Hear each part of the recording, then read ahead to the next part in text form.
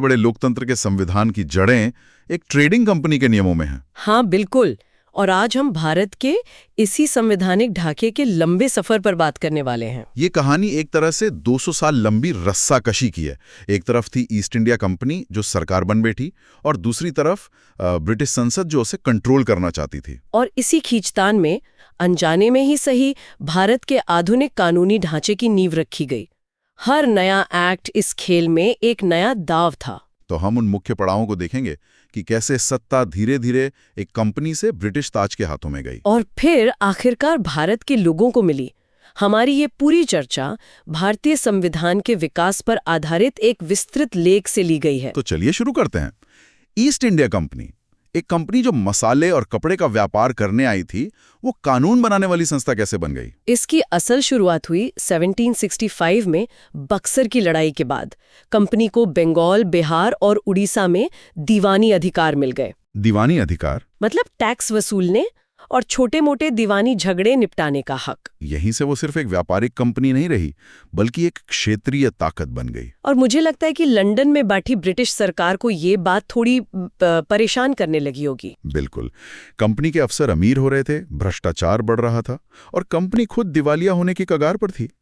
तब ब्रिटिश सरकार ने लगाम कसने का फैसला किया। अच्छा। और यहीं से हमारे सफर का पहला बड़ा पड़ाव आता है। उस 1773 का रेगुलेटिंग एक्ट। तो ये पहली कोशिश थी कंपनी को कंट्रोल करने की। हाँ, पहली आधिकारिक कोशिश। इस एक्ट ने बंगाल के गवर्नर को प्रमोशन देकर बंगाल का गवर्नर जनरल बना दिया और उसे बॉम्बे और मद्रास पर भी कुछ कंट्रोल दे दिया। अच्छा, तो एक तरह से भारत में एक सेंट्रल एडमिनिस्ट्रेशन की ये पहली झलक थी। बिल्कुल। लॉर्ड वॉरेन हेस्टिंग्स पहले गवर्नर जनरल बने और इसी एक्ट के तहत कलकत्ता में एक सुप्रीम कोर्ट भी बनाया गया। लेकिन यहाँ एक पैंच है। आपने एक सुप्रीम कोर्ट तो बना दिया, पर क्या गवर्नर जनरल और उसकी काउंसिल उसके दायरे में आते थे? ये तो हितों का टकराव लगता है। आपने बिल्कुल सही नस पकड़ी है। यही इस एक्ट की सबसे बड़ी कमी थी। तो इसे ठीक किया गया? हाँ, इसे ठीक करने के लिए 1781 का एक्ट ऑफ सेटलमेंट लाया गया। इसने साफ कर दिया कि गवर्नर जनरल और कंपनी के कर्मचारी अपने सरकारी कामों के लिए सुप्रीम कोर्ट के प्रति जवाबदेह नहीं होंगे। मतलब उन्हें एक तरह से कानून से ऊपर रख दिया गया। एक तरह से, हाँ। तो जो अगला बड़ा कानून आया, पिट्स इंडिया एक्ट 1784, उसने इस समस्या को जड़ से सुलझाने की कोशिश की। उसने क्या किया? उसने एक बहुत ही अजीबोगरीब हल निकाला।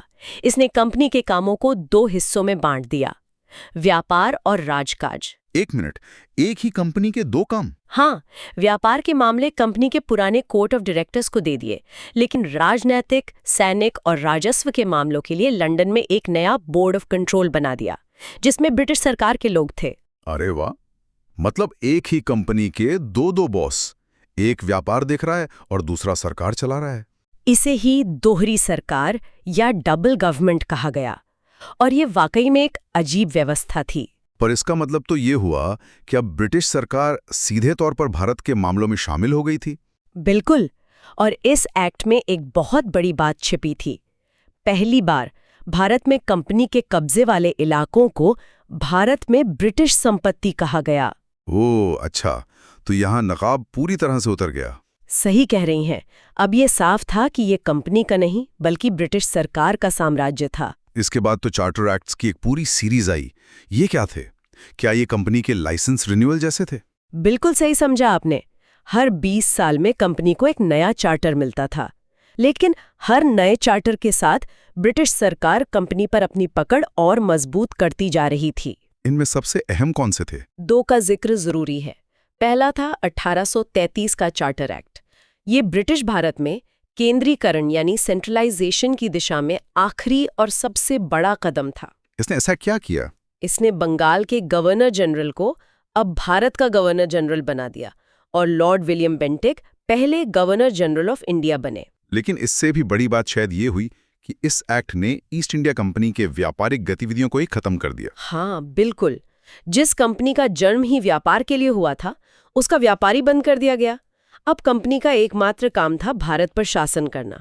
वो आधिकारिक तौर पर एक प्रशासनिक संस्था बन गई। और उस दौर का आखिरी बड़ा एक्ट 1853 का चार्टर एक्ट, क्या उसमें भी कोई बड़ा संकेत छिपा था? उसमें एक बहुत बड़ा संकेत था। पहली बार गवर्नर जनरल की काउंसिल के विधायी यानी कानून बनाने वाले और कार्यकारी यानी कानून लागू करने वाले कामों को अलग किया गया। एक मिनी पार्लियामेंट की तरह? हाँ, आप कह सकती हैं। और इसी एक्ट ने सिविल सेवाओं में भर्ती के लिए खुली प्रतियोगिता शुरू की, जिसे भारतीयों के लिए भी खोल दिया गया। लेकिन सबसे दिलचस्प बात, क्या? इस एक्ट ने कंपनी के शासन को आगे तो बढ़ाया, पर ये नहीं बताया कि कितने समय के लिए। मतलब? ये एक इशारा था, बिल्कुल। एक साफ इशारा कि अब ब्रिटिश संसद जब चाहे कंपनी का शासन खत्म कर सकती है, और वो दिन दूर नहीं था। और फिर 1857 का विद्रोह हुआ, उसने सब कुछ बदल दिया। इसके ठीक बाद आया 1858 का भारत सरकार अधिनियम। ये कंपनी के लिए गेम ओवर था, है ना? बिल्कुल। इसे भारत के अच्छे शासन के लिए अधिनियम कहा गया। इसने ईस्ट इंडिया कंपनी को खत्म कर दिया और भारत पर शासन की सारी शक्तियां सीधे ब्रिटिश ताज को सौंप दी गई। तो दोहरी सरकार की वो अजीब व्यवस्था खत्म हो गई और गवर्नर जनरल का पदनाम बदलकर वाइसराय कर दिया गया, जो सीधे तौर पर रानी का प्रतिनिधि था। लॉर्ड कैनिंग पहले वाइसराय बने। तो अब सत्ता सीधे लंदन से चलने लगी। पर क्या जमीनी स्तर पर भारतीयों को शासन में शामिल करने की कोई बात हुई? क्योंकि 1857 ने ये तो दिखा दिया था कि आप भारतीयों को नजरअंदाज नहीं कर सकते। यही सबसे बड़ा सबक था। अंग्रेजों को महसूस हुआ कि अगर भारत पर राज करना है तो भारतीयों का सहयोग जरूरी है। तो इसकी कोई औपचारिक शुरुआत हुई? हाँ, 1861 के भारतीय परिषद अधिनियम से। इसने वाइसराय को अपनी काउंसिल में कुछ भारतीयों को गैर सरकारी सदस्यों के रूप में शामिल करने का अधिकार दिया। अच्छा, तो पहली बार कानून बनाने की प्रक्रिया में भारतीयों को शामिल किया गया। बेशक ये एक प्रतीकात्मक कदम रहा होगा। हाँ, बिल्कुल। 1862 में बनारस के राजा, पटियाला के महाराजा और सर दिनकर राव जैसे कुछ वफादार लोगों को काउंसिल में नामित किया गया। उनका काम सलाह देने से ज्यादा कुछ नहीं था, लेकिन ये उस बंद दरवाजे में पहली दरार थी। अब 20वीं सदी की तरफ बढ़ते हैं।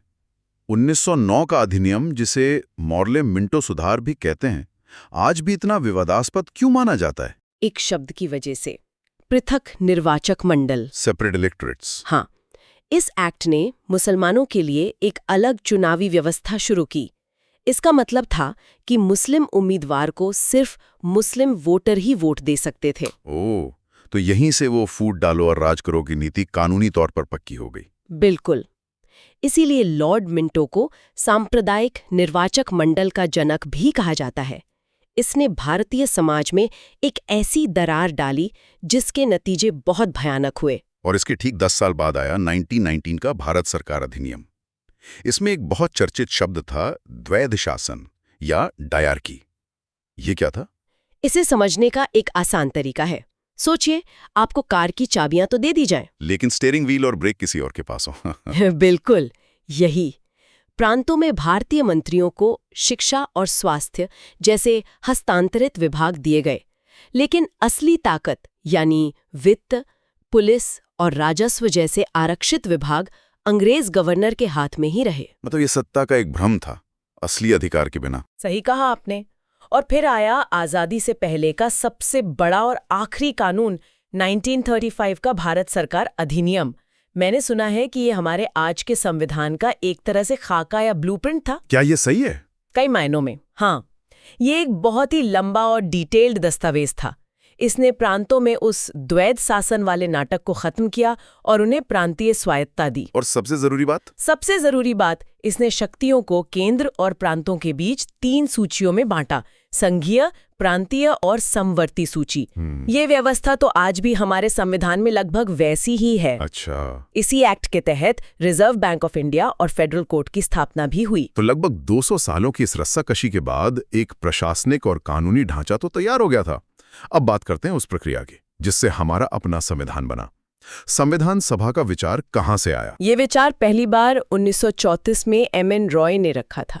फिर कांग्रेस ने भी इसकी मांग की और आखिरकार कैबिनेट मिशन योजना 1946 के तहत नवंबर 1946 में एक संविधान सभा का गठन हुआ। और इसका गठन कैसे हुआ? मुझे ये जानकर हैरानी हुई कि इसके सदस्यों को सीधे भारत की जनता ने नहीं चुना था। नहीं, और ये एक बहुत ही महत्वपूर्ण बात है। ये एक अप्रत्यक्ष रूप से चुनी हुई संस्था थी। मतलब सदस्यों को प्रांतीय विधानसभाओं के सदस्यों ने चुना था और वो विधानसभाएं खुद भी सीमित वोटिंग अधिकार के तहत चुनी गई थीं। रियासतों के प्रतिनिधि तो राजा महाराजाओं द्वारा मनोनीत किए गए थे। तो इसकी पहली बैठक कैसी रही होगी? देश बंटवारे की आग में जल रहा था, माहौल तो बहुत तनावपूर्ण होगा। बहुत ज्यादा। पहली बैठक 9 दिसंबर 1946 को हुई। मुस्लिम लीग ने इसका बहिष्कार कर दिया क्योंकि वे एक अलग पाकिस्तान चाहते थे। हाँ, इसलिए बैठक में सिर्फ 211 सदस्य ही शामिल हुए। डॉक्टर राजेंद्र प्रसाद को इसका स्थायी अध्यक्ष चुना गया। लेकिन इस सभा का सबसे ऐतिहासिक पल आया 13 दिसंबर को, जब जवाहरलाल नेहरू ने उद्देश्य संकल्प या ऑब्जेक्टिव्स रेजोल्यूशन पेश किया। बिल्कुल, ये एक तरह से संविधान का विजन डॉक्यूमेंट था। इसमें भारत को एक स्वतंत्र संप्रभु गणराज्य बनाने का संकल्प था, जो अपने सभी नागरिकों को न्याय, समानता और स्वतंत्रता की गारंटी देगा। और यही बाद में हमारे संविधान की प्रस्तावना का आधार बना। सही बात है। और वो कौन सी समिति थी जिसने इतने बड़े दस्तावेज का मसौदा यानी ड्राफ्ट तैयार किया? वैसे तो कई समितियां थी, लेकिन सबसे महत्वपूर्ण थी प्रारूप समिति, ड्राफ्टिंग कमेटी, जिसके अध्यक्ष थे डॉक्टर BR अम्बेडकर। उन्हें भारत के संविधान का जनक भी कहा जाता है। उनका क्या रोल था? उनका रोल बहुत बड़ा था। उन्होंने सिर्फ अध्यक्षता नहीं की, उन्होंने अलग अलग समितियों के प्रस्तावों को एक साथ पिरोया, कानूनी बारीकियों को समझा और संविधान सभा में हर अनुच्छेद पर हुई बहसों का जोरदार तरीके से जवाब दिया। तो ये एक बहुत लंबी प्रक्रिया रही होगी। बहुत लंबी। पहला मसौदा तैयार होने के बाद इसे 8 महीने के लिए भारत की जनता के सामने रखा गया, ताकि लोग अपनी राय दे सकें। अच्छा, तो ये एक तरह से ओपन सोर्स प्रोजेक्ट जैसा था? एक तरह से, हाँ। हजारों सुझाव आए, उन पर विचार करने के बाद दूसरा मसौदा तैयार हुआ।